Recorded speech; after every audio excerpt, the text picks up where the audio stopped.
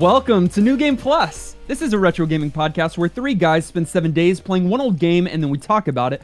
My name's Dustin. My name's Kenny. Retro Nolan. And this is episode 306. There is a lot of negative news out there right now, particularly for gaming. I have a few sources that I go to determine what we're going to talk about in any given week. And right now it's just flooded with really negative things about companies that suck or game re-releases that aren't what everybody hoped it would be. So instead of starting out the show on a downer, I wanted to start on an upper. A Debbie Upper? I think that one's a Deborah Upper or a Debbie Downer. Upper Decker. I want to tell you about a Dark Souls mod. Yeah? Called Dark Souls Remaster, or it's also called Cursed Dark Souls. It's a new mod created by Inferno Plus that not only adds guns to Dark Souls, but also adds over a dozen PvP maps from other games like Halo and Half-Life. And yeah, it's hilarious. Okay, that's great. I have to see that. I can't even imagine what that looks like, but I want to see that now. Now. I want to share it with you. I want to watch you watch it because it is as absurd, if not more, than what you think. And it's so expertly done. This one guy spent over 3 months coding this and working with the systems to make it all so fluid and flexible so you can have your battle rifle from Halo 2 shooting at enemies. Still third person? Yeah. Okay. Dark Souls 1? Yeah. Okay. I might play it. That sounds great. I might review it. I'm not okay with this. I don't want to play it, but I do want to watch Nolan play it. That might be a good YouTube review. That might be some content. But Kenny, you were a Halo boy for a little bit. Yeah, but he's not a Dark Halo, Souls. not Dark Souls. It's the same thing now. It is the same thing. So is Mario. There's only one actual game. Correct. All of them suck except for one, and it's Dark Souls and Dark Souls variants. It's really funny to watch these like medieval armored up guys tossing out sticky grenades on a map that I'm very familiar with from like one of the Halo games. No. The whole mixing of gaming franchises takes me too much to Ready Player One in my mind to be comfortable with the premise at all, and so it makes me highly uncomfortable. I've never liked it either, but it's not meant to be cool. It's meant to be ridiculous. It's more like Barney and Skyrim. You remember that? Or Thomas the Tank Engine. Yeah, that's what it was. As the dragons, that was hilarious. It's memes. Generation Z is a meme culture, but some of us that are slightly older, we get a little bit of that as well, but it's all about like, let's just do the most ridiculous and then have fun with it, and that's what this is. Fun. I won't play it either, but I would love to sit down and watch you play it, Nolan, or at least I want to watch you watch the trailer. It's not even a trailer, just 20 minutes of him showing off the different guns and systems. It's absolutely absurd. It's crazy. I'll watch it. Kenny's going to think it's crazy. I think I'll enjoy it, and I think that you, Nolan, will think that it's noish. Like in our retro game of the week, Tales of Symphonia. Here we go. Overview. Tales of Symphonia is a massive JRPG developed by the Namco Tales team, and it was published by Namco. Is there also a Namco Sonic team? No. There's a Sega Sonic team. He's making a joke, but... Yeah, and I'm making him realize that it wasn't that good. No, he knew that before he did it. Get that smile off your face. Okay. Almost every time I'm aware. Tales of Sonic and Tails came out in 2003 for the Nintendo GameCube. Listen to me. I was a GameCube boy, and I didn't know this existed. There aren't too many JRPG titles. Okay, I can't say that because someone's going to roast me. First of all, I don't care, roast me, but there's probably plenty. I'm just ignorant of them. But this one was very popular, and I didn't know about it. And it's multiple discs on the GameCube, which also is not a thing in my mind. I've never had a multiple disc on the GameCube. I have on the PlayStation, but this was so big that it's one of those that has multiple discs to it. Bringing up PlayStation, I think, is an interesting comparison here, because I think that the majority of JRPGs during this time resided on Sony hardware, not Nintendo hardware. Correct. Yeah, that's again, a fair thing to say. You can come at Nolan. Don't come at me, but come at Nolan. Yeah, but it is. I'm sure, because there are some. I mean, here's one, right? But there are some. But I think by and large, at least my experience with JRPGs was exclusively on PlayStation 2. And so this week, when some of our community members were like, I cannot believe that y'all haven't heard of Tales of Symphonia, one, because or even that you don't have any experience with the Tales series. Well, one, we're not great gamers. We've communicated that from the start of this podcast. Terrible. Two, they thought, Nolan, you're a Nintendo boy. And then they thought, I'm a JRPG boy, which both of those are true. Yeah. And then we thought Kenny was Kenny. So they thought, like, some of us may have had experiences with this, but we didn't. And for me, it's because I played all of my JRPGs back in the early 2000s on the PlayStation and the PlayStation 2. Yeah, and here's my excuse. If I saw a anime anything, nah. My Nintendo love pretty much starts and ends with their AAA mainline characters, like Mario, all the Smash Bros. Characters, like all that kind of stuff. The spin-off, it's not a spin-off, but like the different paths you could take on the GameCube, and there were plenty of like the RPG land, I didn't really touch because it didn't look like my kind of game. And yes, I had a PlayStation 2, and that's where I did my RPG stuff. And I'm just claiming that GameCube was after my time. No. I mean, yeah, you're 50, but you could have still played it and enjoyed it. Like, I have a Switch now, and it's after my time. Well, I thought maybe the same thing for me, but then I looked up like the timeline of like when the PlayStation stuff was. Like, I would have been in high school during this time playing video games. I just didn't own a GameCube. So like that's a big excuse here. But I was playing through all of and I say JRPGs, there were a few that I played, but Final Fantasy was pretty, like, a PlayStation was my Final Fantasy console. Yeah, when Dustin says he's an RPG boy, he means Final Fantasy. He doesn't mean anything else. There are others. There are others. Okay, so with that out of the way, that's why we've never heard of it.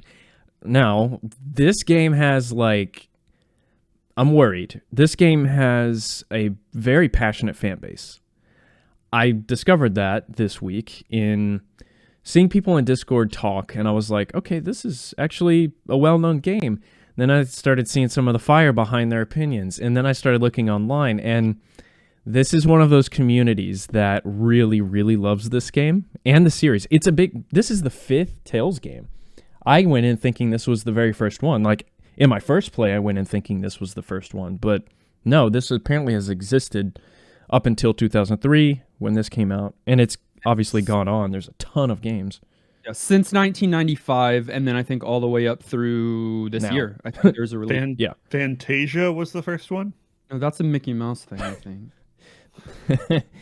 Garlyle posted, I think, his tier list of Tales games, like, and 20. I was like, there are like 50. And he's like, yeah, there are a bunch on this list I didn't play yet. And I was like, what? Anyways, we have a very passionate fan base here.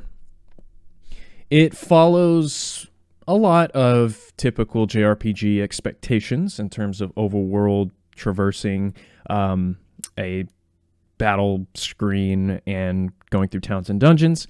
With a lot of differences that we'll talk about, because this is 2003 and it's in the 3D era, and so things are starting to evolve in terms of those expectations. And the story is also kind of derivative at first, but to me, I kind of felt like it gets pretty good. The basic setup is this, and there's some spoilers here, but I don't care that this game's been out a long time, so you can play it whenever you want. Well, be careful. I mean, don't say any of the big ones. Well, I kind of need to in order to... You are kids in school and... holding water pails at the back of class. a kid-shaped hole in the wall that they don't explain. Love that. That's Anyways, so funny. getting ahead. Okay. There's this concept of the chosen in this world. And the chosen is the descendant of the original like hero or chosen people, and they're tasked with saving the world. Great. That's about as plain as I can put it. Restoring mana to their world, and that's how their world thrives in this case.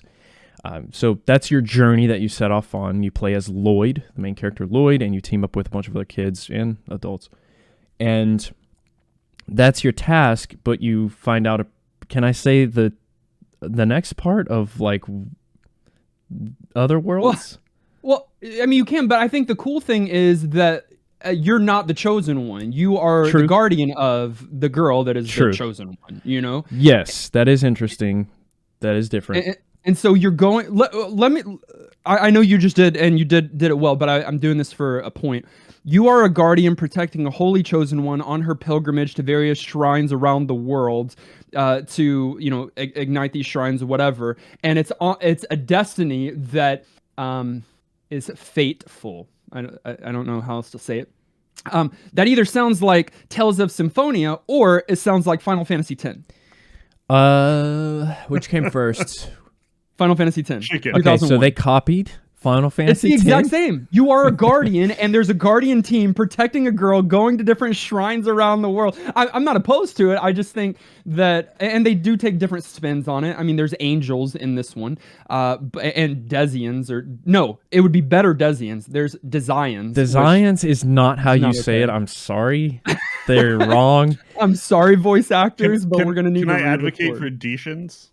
You can. That's better than Desians. Detians? Detians? I'm saying Detians. Shout out Kenny.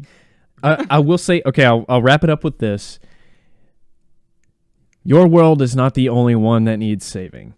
Love that premise. I'll leave it at that. You can play it and find out yourself. Tales of Symphonia, everyone. Gameplay.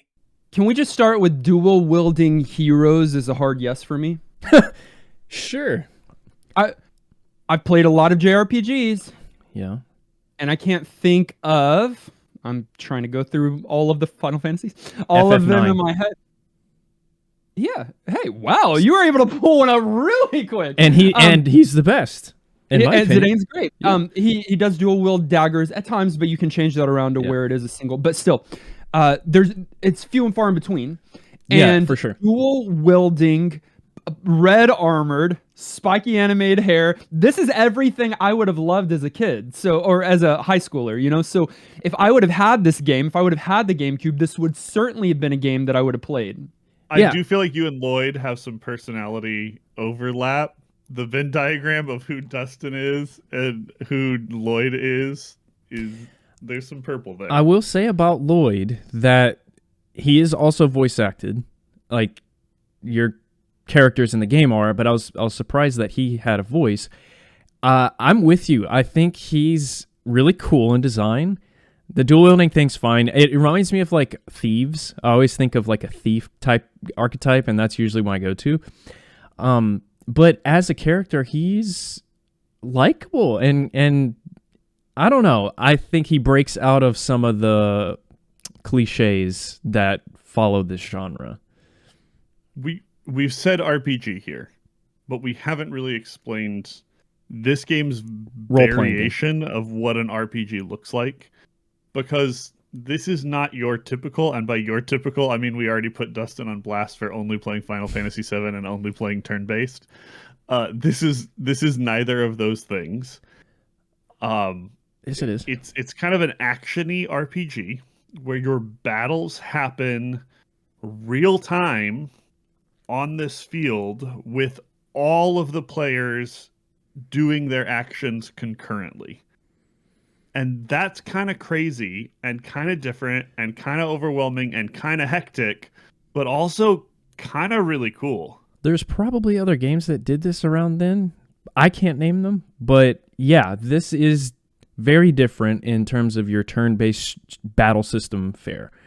And at first it feels very chaotic. I'll just say that as well. At first I was just like, that didn't feel good. It was just like, it started, it was over, and I was like, I didn't do anything.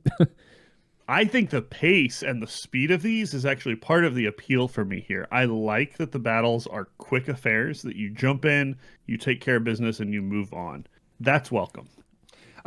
It is very confusing at first, and it's confusing at second too, because there's layers to this thing that you can really dive into. It really made me think of Final Fantasy XII this week, which has a gambit system where you can set up what you want your other characters to be doing in battle based on the various scenarios and situations you find yourself in. And you do that here. You actively control one of your characters in battle, and you can even switch that.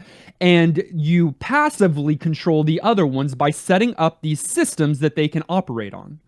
I don't know if you guys realize this, though. I did. But the fact that you can did control multiple characters also means this game had couch co-op. Yeah, You you're could hopping play in more than one character together at the same time. Well, and more than two. Right. And more than three. Sorry, Yes. you mean plug in other controllers and... Yes. 4 controllers. You could have up to plug 4 into the people system. playing together. Control didn't your occur to whole me. party real time. That didn't occur to Isn't me, that and that crazy and changes awesome? things for me. That's Well, it should change things in the sense of, say, well, you aren't able to do that today, which we'll talk about in the aged section, or you aren't able to do easily today. But we were able to do some of that with Seiken Densetsu 3. Trace. Is it 3? 3. Trace. That we played, because I think they natively had it where you could do it with 2, and then we really tried to make it happen where you could do it with 3. Yeah. So we have something to compare that to. But yeah, it's a very in-depth system where you can set up tactics, you move your character. It feels like you're on a 3D plane. You're really just on a 2D plane with you and the enemy you're fighting at that time. I think it's called a multilinear plane system or something like that. The That way it's makes set up. complete sense. Yes. Either, if it's not called that, it should be. I think that's it is. great, Nolan. You should go back to 2003 and join the team. But it's confusing at first until you realize you're on that 2D plane where you're really just battling that one enemy or whatever at a time. But yeah, it's very... Now, I don't want to... Kenny, you were saying like it's JRPG, but it's very different. It's very JRPG. It is. To But me, it's that's very the only different. difference is the real time. It's battle. not very different. The battle system is what's unique here. You still Overworld. get it. It's not random battles, but you still see these enemies on the overworld. You run into them. You go onto a different screen in which you're battling. You get experience at the end. Your characters level up. You get different armor and weapons. Sure. JRPG. It's still an RPG. It's just JRPG. a very unique take on that. Look and feel both. I'm not saying that critically. No. I enjoyed most of the differences there. I definitely felt like little chaotic, but I gotta say, for as much complexity as they threw at you, where you're targeting different enemies, you're swapping who you control if you want to, though I found myself kind of just playing the main guy most of the time, where you're attacking and then attacking with different kinds of skills and learning your techs and your EX skills and combos. yeah, You're and describing a combos JRPG. and working with your team and like defending as well as attacking. For all of that crazy complexity that they put in there, they did a really good job of folding it in gently throughout the game, kind of finding natural ways of teaching you those things and not dropping the whole thing into your lap right at once, which was really nice. At least I was able to kind of ramp up into some of that difficulty. Yeah, and it also reminded me, Dustin, of Final Fantasy 13 system, the paradigm system, where you preset your character's actions. Yeah. That mechanic I didn't touch too much. I left most of them default just because it felt like the default settings on most of those characters make sense and felt nice. It's cool that you have control over that, and you have quite a bit of customization on that front. What I did engage in, and where we all probably differed, is where it gets even more complex in the systems that they present to you, which is the EX Gem system. Now, Kenny, this is Path of Exile in a JRPG. Tell me I'm wrong. Sort of. Tell me I'm not wrong. Really. You're wrong. You set gems. They have levels. They have abilities associated with them. You can use them in conjunction with others to do cool things.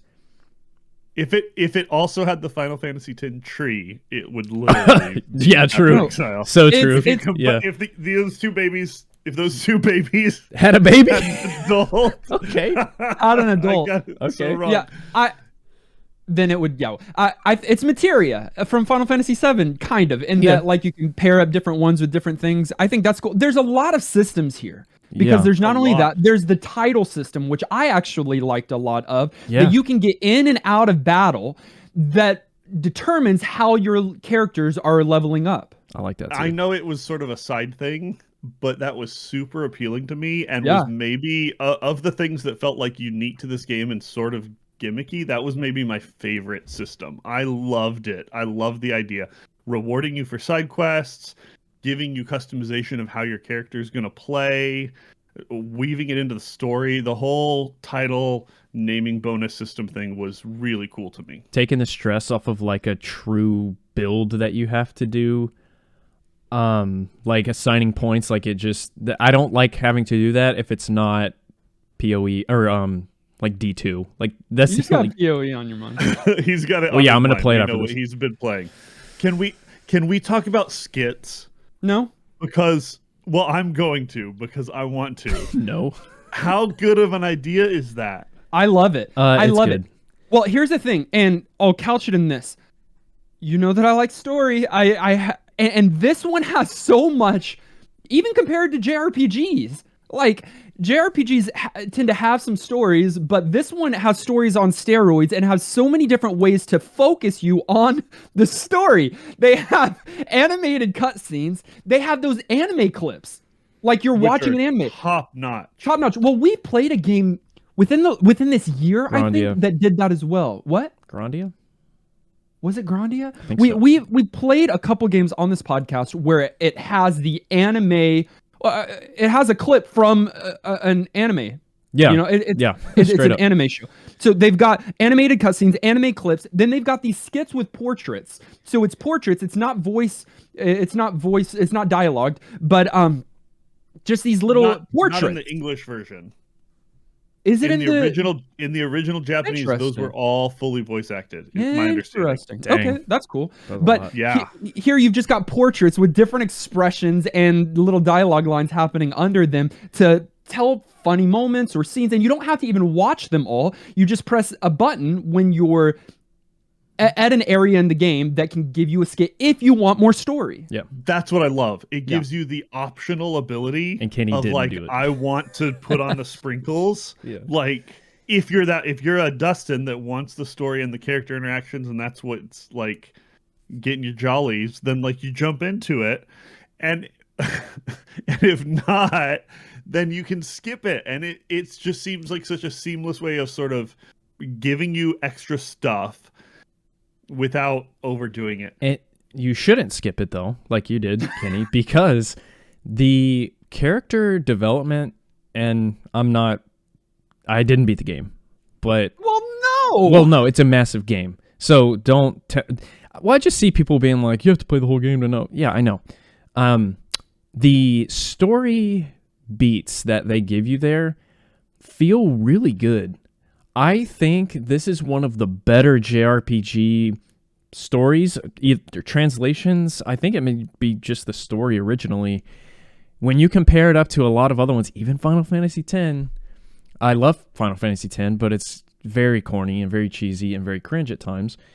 This one feels like it has a better progression as things get darker and more grim. So do some of the themes that your characters go through and start discussing. And I really like that in a game that normally is very fluffy. That genre is very like happy-go-lucky. Yeah, I'm okay with that. I'm not super sold on this story. It feels, I don't know, a little cliche. They did a couple of creative things, but the storytelling itself doesn't do a lot for me. But I will say the sort of style surprisingly did. I'm totally in your camp most of the time, Nolan, of the like anime style not being my cup of tea. But this was not off-putting at all, even for someone who has a preference like not for that. What do you call a not preference? You call it a mild dislike. I feel like there's a term there. Yeah, not preference. That's we're not an English. That's what I was looking for. We are an English You were not podcast. looking for not preference. We are English experts, actually. Sarcasm. With Why a did Z. I say it like that? I thought that the story beats, before we leave there, were good, and when it got dark, it got dark. The thing, and maybe I'm preempting this, and this is more of an age discussion when it comes to graphics, it was hard for me to buy into some of it because you got these cute little chibi cartoon style images. They're short and squat like Final Fantasy IX characters, but without the realism that Final Fantasy IX characters have. So or the grittiness, I don't know. So it's like these light, fluffy cartoon characters that are having these real story moments, and it just got in the way a little bit of the time, but it wasn't too distracting for me. I tend to agree with you there. Pacing was on point, and that's something that a lot of RPGs, especially really long ones, can struggle with, and I felt like this game hit it out of the park on keeping things moving and working in story and gameplay, and really nailed it. Particularly at the beginning, Nolan, in your first play, the opening cutscene started, and you prepared all the viewers for, hey, this is probably going to be lengthy. It wasn't. It shut me up. It got across everything that it needed to get across, and then puts you in the game. Yes, and it's like, here's a battle. This is how the battle works. They really get to the point and then let you continue on with the game, and I agree. I mean, I don't know what endgame is like. That can be hit or miss for a long JRPG. It can be very miss, like if it's too grindy or if it's just like the story's getting cliche or boring. But so far, it's been a standout in terms of like, whoa, didn't expect that, or I'm having a lot of fun going through this dungeon. I really like the dungeons too. We didn't really talk about those too much, and I won't linger here, but those felt placed nicely throughout the story as well. And puzzle-oriented, which it felt Zelda-y to me. Maybe that's just because I'm steeped in Zelda right now. But all the puzzles seemed relatively easy, which I'm not complaining at. I don't want to get stuck for a long time. That's not fun to me. But kind of puzzle-based dungeons that you as the player have to kind of operate through. But there's story beats that are hitting all throughout the dungeons too. So like, it's not just complete this dungeon, then you get story. They're really trying to develop these characters.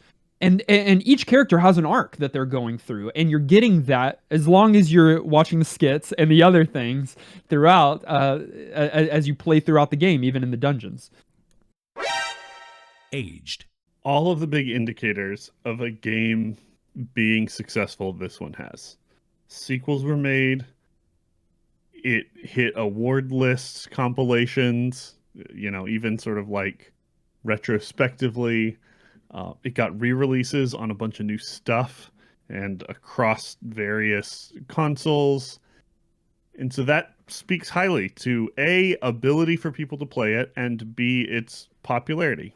And C, it also spun off 2 novel series adaptations, 4 strategy guides, a character book, an official scenario book, and an art book, and audio CDs and comics. Like, it spanned. I think there was even an animation and a manga. Yeah, like there's there is a lot of content that came from this because it was so well received. But again, it's coming from a series that was already beloved at this time. I just think this one kind of shot the series over the edge to where I believe that the holy trinity of JRPGs during this time was Final Fantasy, Dragon Quest, and this Tales series. Yeah. I mean, I can't name another one, so you're probably right. This one probably is what made it popular in America. I don't know that. I feel like the other games that had come out at the time maybe came out in America. But some of them were Japan exclusive. Some of them were. But this one for sure. I mean, GameCube was big, and so you get your game on the GameCube, like, it's gonna blow up, especially when it's this quality. It was relatively compact, actually. You don't have to interrupt to make jokes. The thing is that Final Fantasy, I can compare it to Final Fantasy VII. I know there's been a lot of Final Fantasy comparisons here, but this was the first 3D Tales game. And so that's Yes. going to bring in a new audience for whatever reason, like Final Fantasy VII did. It's the first 3D one, so I don't think everything is perfect graphically here. I already brought up how it's really cell shaded, isn't it? Cell shaded graphics, design, so I think that ages well because it's very characteristic. It's a unique style they're going for, and I think that tends to work well. But some of the graphics were blurry from time to time. I'm not sure what purpose that was, but I'm sure it did something to help with smoothing or something. But just some on the overworld in particular, I don't love that. The enemies that you see walking around are just these black blobs that don't really look too appealing or interesting. It didn't bother me to an extreme, measure, but I feel like there's some refining that they surely could have done and hopefully did do in the future 3D iterations. Yeah, and the remaster of this that got released on the PS3 improved graphics a little, but I think only runs in 30 FPS. Yeah. The GameCube one runs in 60. I care about that, actually. I can notice that stuff. I mean, so looking at the two, I played the GameCube one this week, and that's the one I would have chosen because it felt very fluid. And then that was surprising to me. I don't know why 60 FPS on GameCube is surprising. Maybe that is unique. I don't know. That seems ahead of its time. I don't know. I know you guys are going to want to talk about audio here, but before we get into conversation about music that we can we talk about the vocal cues that happen during battle constantly? Yeah. Because I think they might have taken inspiration from the fact that we're a bad podcast and all just talk over each other at the same time.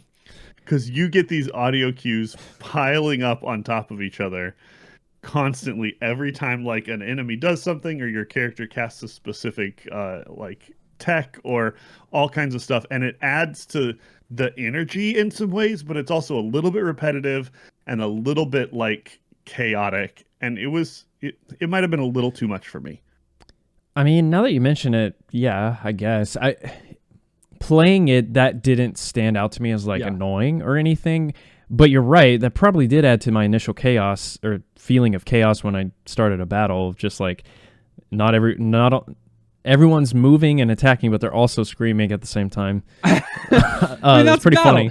It didn't bother me either, although the amount of times I heard Demon Fang, because that's how I would always end my. It keeps track of how many times you use those skills. Did you see that on the menu in the lower right? No. Yeah, Demon Fang was highest for me by far. Yeah, so high for sure.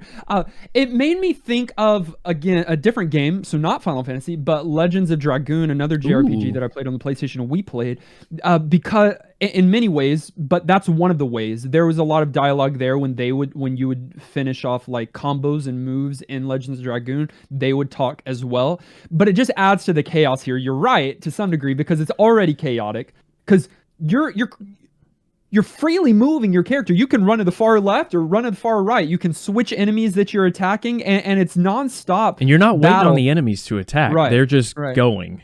And so all of that's happening while everyone's screaming. Yeah! It is a lot, but it didn't bother me, and that is funny to bring out. I thought overall, though, the vocal work was actually remarkable for 2003. Very good. Final Fantasy X was the first Final Fantasy and one of the first JRPGs to implement full voice acting like that, and it's great. It is great, but it is cheesy. Nolan, I think you brought up earlier, there's a lot of cheesy story beats in Final Fantasy X, but also the voice acting. I mean, you got an iconic laughing line, which we talked about, and it's not that bad. But here, I thought it was solid, and it didn't originate here, so they had to get voice actors to redo the lines. But I thought they did remarkably well. I thought the characters were really well voiced. It felt like they took notes from the past, failures of voice acting in RPGs, and we're let's try to not do that. I agree, it's very, very good. Keep in mind, this isn't an RPG, but this is around the time of Sonic Battle games that had the voice acting and where we made fun of that big time because it was so bad. So yeah, it stood out to me as very welcome. I love Lloyd's voice actor. I was all in on my main character, and usually I'm I hate you. Shut up. In Groundia, I had that same complaint. I was like, dude, if this kid says one more word to me. Right. But this one, I loved Floyd, so. No, Lloyd's a great character, and yes, the localization was done really well. A few like translation choices that I was like, You're gonna that might have happened differently, but not bad. And the big beats, you're right, the vocals, all of that stuff, very well done. Back to graphics really quick. Sorry. Oh, back to graphics. One more thing on graphics. I think we moved away a little too quickly. We didn't. We did. I was super impressed with the opening cinematics. They looked like PS2 level, like movie, like full on cinematics. And I don't know why, coming from the GameCube, that feels special to me, but it was. They looked incredible. But I do lose interest. I'm with you, Dustin, with the character models. They're good. But when you look at the like official artwork of the characters, it's like, dude, if Lloyd looked that BA in the game, I'd be all in. But it just there's something about it rounding them off. It's not only the official artwork in game, like in your menus, you can see the characters fully realized. The splash screens when the story beat things. Yeah, I don't know. And then you got these little guys just hopping around. They look like little Legos. It's too kiddie. It's too kiddie. And it works in FF9. I don't know why it works there and doesn't here, but... Kenny? Don't be knocking Legos. Legos are great, but... Like you said it like it was a bad thing. There was connotation there that I didn't appreciate. What Lego game did we play Lego recently? Island. It's too soon. This is like that, you know, just little Lego guys running around. Yeah. Okay, now moving on to music. Yeah. There's a reason why there's 2 discs for this game. One is for the anime cutscenes, and the other is because they have so much music. Every character has at least, or every one of your main characters at least has one theme, if not multiple themes. You've got a different theme for every dungeon, for these different boss fights. Kenny is about to say something that is probably bad. Aren't these also tiny little discs? Yeah. Like GameCube, tiny characters for tiny discs. You're not gonna fit as much on those tiny little mini CDs as you would on a full size. I guess CD. I don't know much about that system or how that works. But also, I don't know what point you're making. I'm saying that they fit a lot. The reason why there are 2 is, and they don't typically do 2 Nintendo GameCube discs. The reason why they did 2 is because there's so much content slammed in here. There's a ton, and musically, that's one of the areas where. I think that is a playlist that I would listen to, that I would enjoy, that could definitely make some of our playlists that we create on our YouTube channel. Check it out, youtube.com/NewGamePlusPodcast. Absolutely. Like, so the main theme and the one that plays at the beginning is incredible. Just the arrangement of that song is so stand out to me. It is up there with Final Fantasy music to me. Like, I would totally listen to the soundtrack, and I'm wondering, everything we say about it, I'm just like, how did I not know about the Tales franchise? Yeah, because the music is so unique. That title track, I'm not gonna like argue. I think it's pretty good. I felt like, for me, I was kind of ambivalent about the music. Outside of that, it didn't like do a ton for me. I also don't think it's bad, and there's a lot of room for just opinion there, but. Like, if people are listening and they were like on music, you're not alone. Okay. And I don't think anyone thinks that, so I think you're alone. I might be alone here. But if I am, that's all right. Kenny, you had mentioned that there are sequels to this game. There's a direct sequel that came out in 2008 with Tales of Symphonia, Dawn of the New World. I don't think it was as beloved as this one. And then there are other Tales titles, again, that span from 1995 to 2021. Like this year, there's a new Tales one, and it kind of looked amazing. A lot of those Japan exclusives, though. Yeah. You can get the 2 GameCube discs, even if they're small, for $23 used or $94 brand new. I expected higher. Not that bad. Final thoughts. At the end of each and every one of our episodes, we determine whether or not the game gets our vote for New Game Plus status, which is our general thumbs up or thumbs down. It does require 2/3 of the vote to swing one way or the other. Kenny, age before beauty. Will you start us off? Sure. I had to decide if I was going to argue with that, but I'm good with it. This one gets New Game Plus for me. It's a great game. Certainly a gym. It's one I missed. There were things about it that I may not have preferred, but way more things that I was totally into than things that rubbed me a little bit wrong. However, if you're going to go into this game, and I know we've said this, but I don't think we've emphasized it enough, you need to understand what you're getting into, because this is a very long game. You've got a lot, and that may be an appeal. You know, you got a lot to get through. Yeah, and so just know that. But yes, absolutely, New Game Plus, like 1000%. All right, this is an incredibly overrated JRPG. Woo! Is something that I read. I read that comment on YouTube this never week, mind. and I disagree with what they were saying, because I don't think it's. Whoa. I don't think it's rated enough because I didn't know about it. Sure. And we have communicated, and I said it already on this episode. We're not the end all be all. We're not. There are so many better retro collectors, retro video game enthusiasts. Wow. People that English speakers. Yeah. Than us. Better.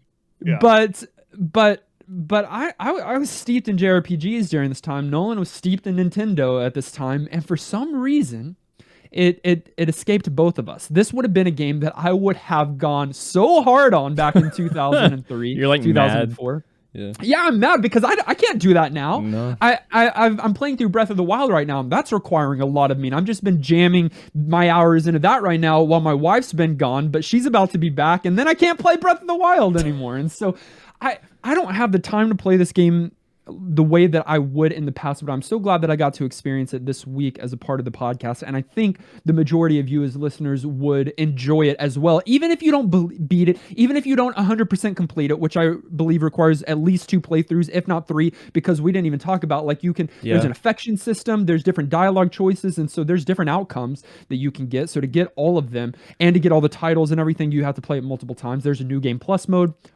I think there's so much content here. But even if you don't get to all of that, it's worth experiencing and worth playing because it is an exceptional JRPG, one that I missed when I was younger, but I'm so glad that I got to experience now in 2021.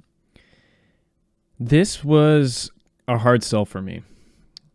I knew how big it was going into it. Like, it's a very major... I've heard the title. I've just never, known about the series. But once I started to realize that overrated comment... Probably not accurate because of what you said, Dustin, but I guess I know what they meant by it. It's a cult favorite. I mean, and that doesn't mean something's overrated. It means that people are very passionate about it. And so for me, I was like, I don't love anime style stuff, and Final Fantasy gets around that in many ways. They don't go like that anime route like this does. I don't love kids in anime as the main thing. So all of that was there. Once I started playing the game, I was like kind of blown away at how GameCube it felt, and that they were able to pack all of these interesting mechanics into a JRPG that weren't overwhelming, that weren't confusing. They all made sense, and they were all good and provided variety. Loved it. Music on point for me. I think you should play this game because I think, Dustin, you made a comment earlier that there's Final Fantasy, Dragon Quest, and then I guess this one you could argue is in that top 3, or at least at one point it was. And so I think it would be very cool for people to go and experience this one specifically, the 5th title. And then if you want to keep going, there's infinite games that you can enjoy. So New Game Plus. Nolan, Kenny really wants I saw, and I was ignoring you. What? At the edge of his seat, really wants to get something out, but we're just going to move. We're going to move. Can we appreciate the fact that they acknowledged the GameCube overtly? Oh, you guys got in one of the puzzles, in the game in the dungeon, yeah, where it's there and part of the technology. This is such a fun little bonus gem. Breath of the Wild did it first. They have a Switch. He carries around a Switch the whole time. Very true. All right. That means tells us Symphonia is New Game Plus certified. But what did you think? We had 326 votes on YouTube. 48% said yes, it's worth playing today. 5% said no, go play something else. And 47% had never played it before, which is interesting. That tracks.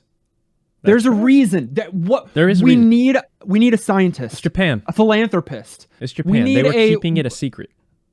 Is that it? They were keeping it a secret? We need a philanthropist for us to talk about it? We need a chiropractor. All right. We had so many people write in, and we can't possibly include them all, but Fizog wrote in and said, my favorite games of all time are Final Fantasy VII and Ocarina of Time. Hey. So I knew I'd love this. I knew I'd love this podcast when I found it almost a year ago. This is their first time writing in. So when I heard that TOS was the Terms of Service was the game of the week, I knew I had to voice my opinion as I'm an old RPG fan. This game was a reason for me to play my GameCube more as I was an Xbox fan. The characters are so charming in this game. Each one's backstory is well told, so you care for each one, unlike Kate Sith. The gameplay is great to this day, and I love how the story changes slightly depending on your choices later in the game. The music is up there on my list near Final Fantasy VII. The twists in the story are ones I didn't see coming, as some games are kind of predictable. This game wasn't. This is one of my first RPGs I played with this type of battle engine, and I didn't think I'd like it, but I ended up loving it. Not all games can pull this off well, but I thought this was fantastic, and it reminded me of Grandia 2's engine. It takes a great RPG to make me want to beat it ASAP, whereas I like to get my money's worth and take my time. Not this one. I hope that it gets your NGP status because it deserves it. Herzog, Werner Herzog, thanks for writing in. The more that Dustin was reading that, the more I was like, that was me. A lot of what you said resonated with me, my experience with the game this week, and so that's kind of cool. Speaking of resonation, yeah. The subtitle, not the subtitle, but the game's central theme is an RPG that resonates with you. That's kind of how they pitch it. Oh, that was their like tagline? Yeah, kind of tagline is they pitch it. Cecil wrote in and said, when I played the game this week, I astral projected back to my high school days and my first experience with it from minute one. There's so much I want to say about this game. I'd have to be a director and have it as mine to get to it all in a timely fashion. We'll play it again. We'll play it twice. Repeat. Whether it's the music and the distinctive themes for dungeons and characters alike, or those incredibly charming characters fleshed out through the skits, to the rough around the edges battle and skill system that was incredibly engaging at the time and that still remains fun today, I could go on for paragraphs. It does show its age in places like stiff animations and especially some of the obligatory dungeon puzzles, but it laid out such a good groundwork for future games in the series that it's more than worth going back to as a historical piece, as well as just a good game on its own terms. You mentioned characters there, and while I thought, yes, they did a really good job here, I thought several times this week about Final Fantasy IX and how insane the characters are and the development is in that game, and no one will ever touch it, but it's still pretty good here. I think we talked more about Final Fantasy in this episode than we do in Final Fantasy. Sorry, Tales fans. Stuck on it. Sorry. People probably will get, but that's our point of reference, so please forgive us. Aperture Science said, Tales of Symphonia is one of the video games that I will remember as long as I live. Not because it was good, but because it was one of the first GameCube games I ever played. The game was quite long, spanning over 50 hours. While this game was not as long as Xenoblade Chronicles, it felt much longer to me. Another thing I had a problem with was the battle system. When playing multiplayer, the camera focuses on the first player's character. Oh, okay, that's not problematic. Good. Yeah, that's not. This means that sometimes the other characters were off screen. I felt like the dungeons weren't diverse enough as they looked similar, just with different colors and mechanics. That being said, Tales of Symphonia isn't a bad game. I would still give it NGP, but only barely. I love that. You just clump. What? If you're playing multiplayer. You just clump? Clump. Easy. I like the perspective there, that they weren't just like, oh, this is the best game ever. Yeah. If Kenny created a JRPG, I would want it to be called Just Clump. Just Clump, Professor. I want to make a game called Just Clump. It probably wouldn't be an RPG, but I want to make it for you. Finally, I want to include Garlyle's thoughts here. We often include Garlyle's thoughts, but I want to particularly do it this week because I think he streamed multiple days throughout this last week. Yes, he did. Yep. And got a good portion of the way through the game. He, like Cecil, had experience with it as a kid or when he was younger and got to experience it again today or this week. The Super Nintendo was famous later in its life for titles like Final Fantasy VI and Chrono Trigger, so it was a surprise to everyone when the genre's giants abandoned Nintendo consoles entirely for the N64's lifespan and even the early GameCube years. Bringing a full-size third-party JRPG to a starving market was the perfect opportunity for eyes to come onto Symphonia. But it was the game's quality that ensured its success and gave life to this at the time C-list franchise, letting it thrive even today. Fun characters highlighted through skits and a cliche story start are used to get you enjoying this tale so that you care about its crushing twist and surprising social commentary. Dungeons are snappy and mechanically distant, and couple that with the deep action-based combat, which was revolutionary at its time, to keep you engaged. Each individual aspect has been done better in other entries in its franchise since, and edges like weak cutscene animations remind you it was the series' first 3D title, but Symphonia was exceptional for its time, and it's still a package overall strong enough to stand the test of time for both new players and Tales fans alike. I want to get through it. I won't, probably, just because other games, but I have read that they do deal with some like serious themes, and I think that's super interesting for a JRPG to do that. Well, I thought it was even interesting from the very beginning that one of the side characters that you come across is a pastor. You don't get religious themes with Nintendo often. Remember early on, they cut all of that stuff out. They wouldn't have altars. They changed a prayer spell. They would do different things like this. And straight up here, you've got a pastor and a church and angels. It's just interesting. Yeah, there's a lot of themes here. And again, this would be right up my alley as a kid, and I wish that I could spend all the hours that it deserves to be devoted to today. But for now, we're going to set aside Tales of Symphonia, and we're going to randomly select what retro video game we'll be playing for the next 7 days from our retro master list. Randomizing now. Bring it on.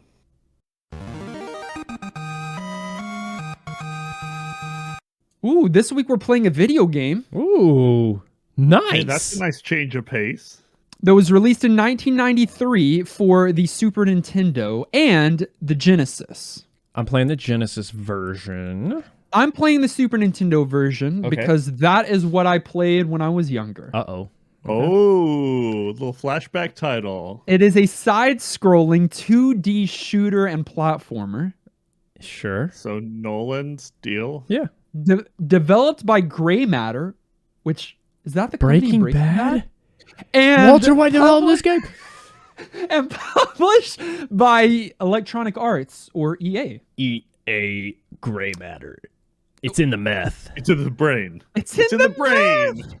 Okay, what is it? Just tell me. It's about this alien robot whose space car crashes on the way to pick up his date, and he finds himself stranded on a hostile asteroid filled with enemies. This week, we are playing Chex Quest? B.O.B. or Bob. That you've played this? Oh yeah, for some reason I played a lot of this. I remember it being quite difficult but charming. You're this robot that's silly and quirky, and there's gun upgrades. I think it's fun. What does it stand for? I wasn't for it until you said gun upgrades, and now I'm like, okay, I'm in. It doesn't take a lot. What does BOB stand for? I imagine we'll find out within the first 30 seconds of playing the video game. Okay. But I have no idea. So find a copy of BOB and play it along with us this week. Join us in Discord because there's a lot going on. This week we hit like boost on our server where we unlocked a bunch of cool stuff, like really cool features actually. So we're going to be implementing those, and we want you to be a part of it. If you have Discord Nitro, you need to come to our Discord and boost our server because we could lose it apparently. ngppodcast.com, and then you can click join us in Discord, and you will meet our awesome community, and you can leave thoughts on Bob. The following 3 people are our director level supporters, and we like them more than almost anyone else. Bro Jim, Carlisle, Zachary. Appreciate you guys. We also appreciate our huge and ever-growing list of producer-level supporters. If you're like, what's a supporter and why are there levels? Hit up patreon.com and check it out, because you can certainly join us. and join the likes of folks like Marley Anthony, Antonin, Ben, Bethany, Fox, Brunt, Carrie, Captain Protein, Dan the Man, DB Muppet, Francesca, Gimbin. Hi, I'm Josh, Joey, Jordan, Justin, Clint, Corey, Lorelai, Matthew, Maximum, Mr. Lattes, Nowell, Secret Duck of Evermore, Shauna, Thomas, Unbelievable, Ward, Donna, Zion. You guys are great. Thanks for your support, for real. Even if the guys sound like they're scoffing their way through it, they care about you. Of course we do. And you thanked our directors? I did. Okay, I just wanted to make sure. He wasn't paying attention. I wanted to thank him again. Thank you, guys. You can follow us on social media. That's Facebook, Twitter, Twitch, and YouTube. All of those links are in the show notes. Listen directly on any podcast provider of your choice. And if you would like to find out why we may or may not have been laughing just then, you'll have to watch the video episode. Subscribe so that you're the first to get new NGP episodes. And while you're at it, leave a kind rating and review. This episode was edited and produced by our friend Dan Willett. Join us next week as we play B.O.B. Until then, I'm Noish, which we didn't talk about the entire episode after my segue. Yeah, I'm Genus. We can pretend like airplanes in the night sky, like shooting stars. Kenny doesn't know the reference, and this has been New Game Plus.